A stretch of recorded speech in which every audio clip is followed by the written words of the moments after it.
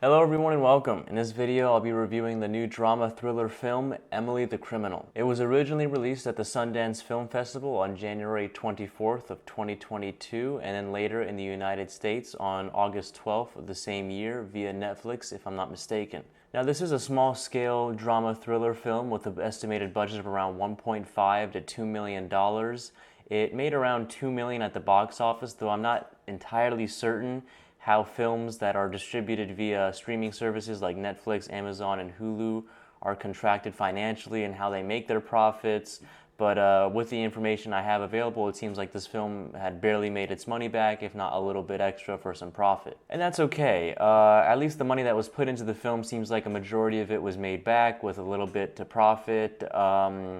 Sales don't always equal great reviews, and vice versa is always true. There are plenty of sleeper hits out there. In the case for this film, the reviews are actually pretty good. The film received a 94% rating on Rotten Tomatoes, a 75% rating on Metacritic, and a 6.7 out of 10 from IMDb, which I find to be the most fairest of them all. First, I'll go over key figures in directing, writing, and production of the film before covering the cast and then a summarized version of the plot.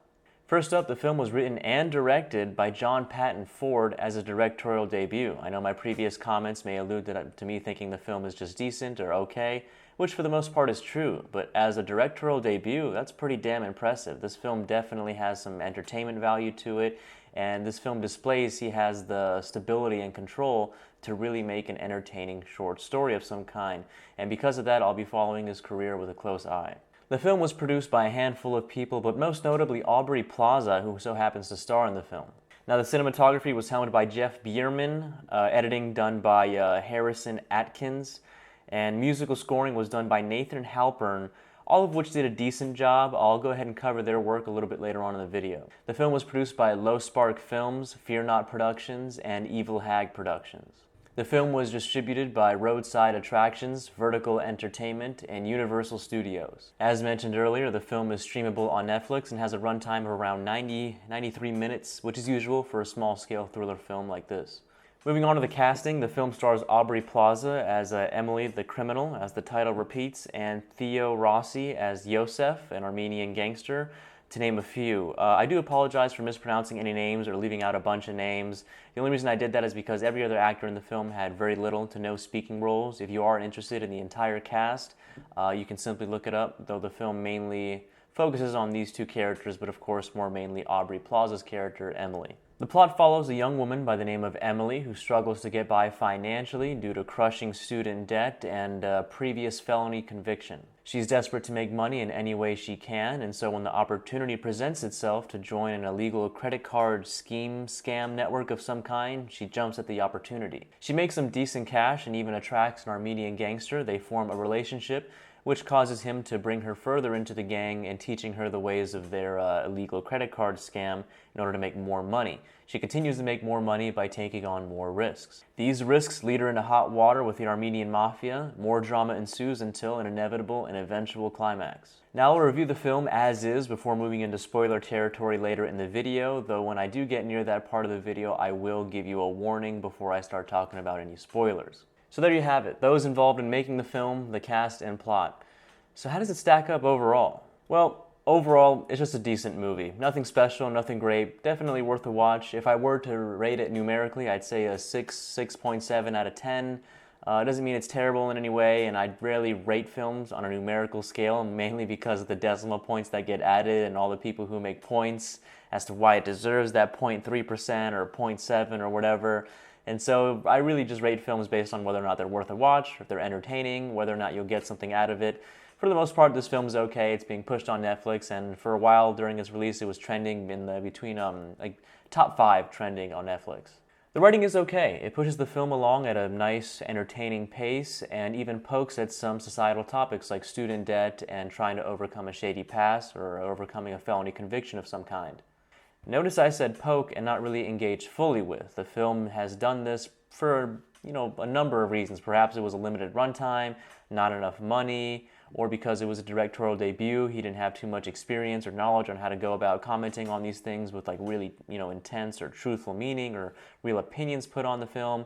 And perhaps overall the film was made just for entertainment, and so it wasn't really made to be a societal piece to begin with. Moving on to cinematography, overall just decent. Nothing special, very general camera movements that follow along and carry the pace on in a smooth manner. The editing, just like the cinematography, was okay, nothing special, and pushed the film along at an enjoyable pace. The music is almost non-existent. It didn't provide any emotional support to the film at all. In fact, when watching this film and then writing up this review and kind of studying the people involved in the filmmaking, and I saw the musical scoring and all the people involved with the music, I shook my head in astonishment and realized, wait a minute, I don't even remember hearing any music in this film. Sounds, backgrounds, anything like that. I was just kind of focused on the film, and it just kind of made me shake my head and say, like, what the heck? Where was the music?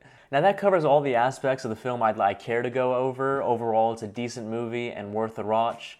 From here on out in the video, I'm going to be talking about things about the film that I like, that I don't like, which will go into spoiler territory. So if you're interested in watching the film, a decent film as it is, and okay and worth the watch, I recommend you pause the video and go ahead and watch it, or come back to this at a later time. Now, as you can imagine, the film being as decent as it is, there's a lot more to negatively critique than to positively enjoy about the movie. That's not saying the movie's terrible in any way. There are just aspects of the film I really didn't enjoy or bothered me throughout the viewing experience, which I want to share with you guys. Let me know if you agree in the comments. Now, as we're introduced to this character, we find that she's lying at a job interview about her previous felony conviction, which is understandable, though not acceptable in a morally just society, considering if she's just honest with her employer and can talk about what went wrong in that situation, understand that we're all human, you could definitely overcome that. Yeah, you're going to get a lot of rejections, but are you really going to go about your life lying all the time about who you are and what you've done? That's not a huge problem I have with the film, though it is something interesting. We do see that her character is a young woman, though she's still an old enough woman to know that lying at an interview that, conducts background checks isn't really going to get her that far and is actually going to hurt her in the process rather than help her. So to me, that really didn't make sense, not necessarily in the writing, but in the understanding and introduction to the character. Of course, the title implies she's a criminal, and thus will have the qualities of a criminal, like lying. A little bit later after this scene, we see that she's working an everyday job as a food caterer. The film unfortunately paints this as a very depressing or horrible way to exist by playing somber music in the background. That's all I really remember in terms of the music, that they played this sad music while she's putting on her gloves and getting ready to work with like a really sad face on, which, let's be honest, that's Aubrey Plaza's just general walking around face. And so it kind of paints this picture of her having a really horrible, depressing life where she's just soul crushing, and it's just like, that doesn't have to be the case. You could definitely enjoy what you do. It might not be what you want to do for the rest of your life, but to have a really messed up, sad demeanor over it is pretty negative. Not to mention, think about all the people that work in the food service industry who are watching this and are just like what the hell? Like food catering, delivering, making food, serving food is an important part of every society that exists. There's always going to be food made, there's always going to be food delivered, catered, and served, and cleaned, you know what I mean? So it's just like, as a not awesome job as it is, it's definitely not a sad way to go about your life. I don't know if I'm getting this point across with you guys. I just don't want people to feel bad that they have a job that's entry-level service. It's like, it's a job. You're much better off doing that than being some, drug addict or a criminal of some kind. And so I don't like the way the film portrays that. Maybe I'm a Puritan and I don't like what Hollywood pushes on the public, but that's just something that bothered me throughout, that they kind of made it so that she seemed very sad about what she did. I don't want to ramble too much about that. Moving on. Now, throughout the film, she talks about having this, just crushing student debt that she just can't get over. I think in the film she mentions one time that it's $70,000 and at another time it's $60,000. Perhaps she paid some of it off. But we don't ever really get a straight answer as to what the degree was in or what she was going to school to study. But we do see that she has a very intense hobby in painting, in drawing, in creating art, and we could only make the assumption that she went to school for art. Now, if you want me to sympathize with someone, a criminal no less, who wants to turn their life around, I am not going to sympathize with you for bitching and complaining that you're in student debt for an art degree. Are you kidding me? There are so many routes out there to get grants or non-payable types of money. so that you don't have to go into debt, especially for something like art. You're not going to make any money doing that. What the hell? And I hate to be some sort of like depressing boomer nihilist or whatever. That's definitely not the case. But society does not value artists, especially like just like what are you talking about? Yeah, we value artists, but it's not in the way that you think. And I'm not going to go ahead and cover that in this video. I'd be talking for like 40 minutes. But I will not sympathize with someone who goes to school for art and then makes it someone else's problem where it's like, oh, you need to pay me a bunch of money so I can pay off this debt for this mistake that I chose. Now, this is a conversation or a topic that can go on for a long time, but for the most part, I cannot sympathize with this at all. As a viewer, there's probably a lot of you that agree with me. And also to go to crime to pay off this debt for a stupid degree is like, what are you doing? You know what I mean? Like, it makes the character so unsympathetic, if that's a word. I just cannot sympathize with this character at all. And that's just something that bothers me throughout the entire runtime. I'm just like, who is this person I don't care about? We also see her do other things that are immoral, like getting slammed drunk at a bathroom, at a bar bathroom, and doing bumps of cocaine, and just just, I don't know. You know, again, it's Hollywood pushing immoral agendas on people and saying, oh, it's really cool to do this stuff. It's cool to do coke in bathrooms with strangers and to get slammed drunk. Yeah, definitely mix stimulants with depressants. That's totally going to be okay for you. No, that's a recipe for a seizure, dude. And then she's going to wake up to like a $40,000 medical bill and then have to commit crimes to pay that off and make us feel bad for her intentional decision of doing coke and drinking in a bathroom and just like, oh, it's society's fault and problem that everyone needs to pay for my problems. It's just, oh my gosh, dude. Seeing that totally bothered me. Moving on. That's pretty much it. I mean, the only positive thing I can say about the movie is that it is entertaining. You definitely are sitting there and waiting and watching to see what she does next in order to make money. How's she going to get out of it? Is she going to keep, delving deeper into this criminal world or syndicate? Is delving a word? I've been using that word a lot, like diving, delving, D-W-E-L-V-I-N-G. I don't know.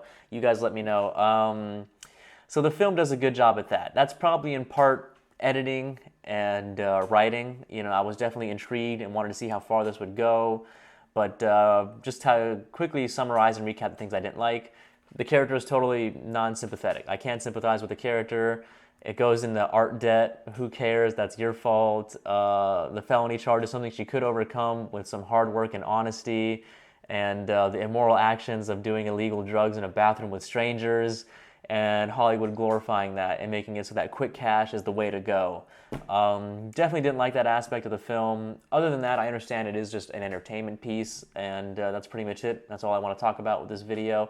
It's okay overall. Thanks for watching. You guys are the best. Don't forget to like the video if you did. Subscribe for more content. Comment if you want me to see me cover any video or movie that you've seen.